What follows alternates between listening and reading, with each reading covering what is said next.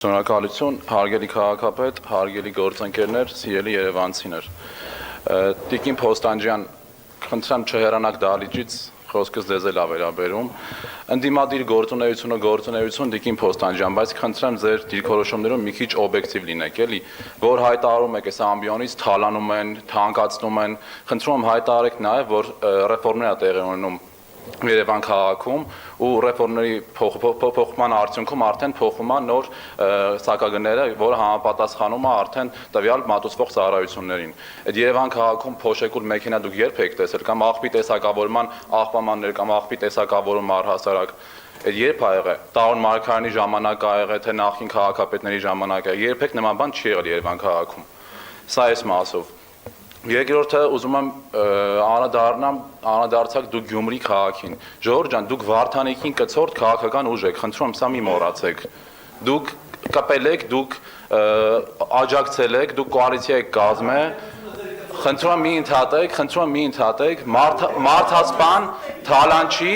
Վարդանիկին դուք կցորդեք, դուք օժանդակել եք, որ Խնդրում եմ այս փաստը չմոռանանք, որ դուք Վարդանիկին կցորդ քաղաքական ուժ եք, ժողովուրդ ջան։ Հաջորդը, խնդրում եմ մի ընդհատեք, էլի, մի ընդհատեք։ Հայաստանի Հանրապետության քաղաքացին է տեսնում պրոբլեմ, գյումրեցին է տեսնում պրոբլեմ, որ խաբել եք գյումրեցուն եւ քվե եք տալ եւ գնացել միացել եք Վարդանիկին,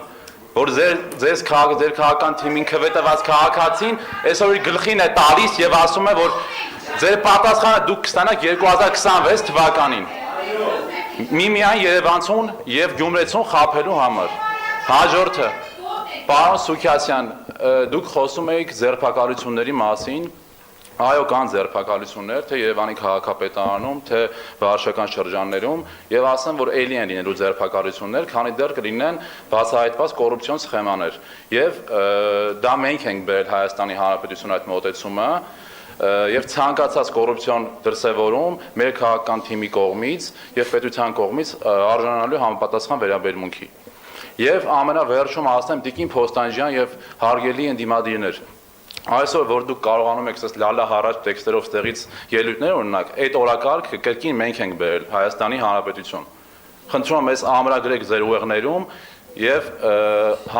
դուք եկեք հասկացեք, որ դուք ապրում եք այլևս ժողովրդավար պետությունում եւ քաղաքում։ Շնորհակալություն։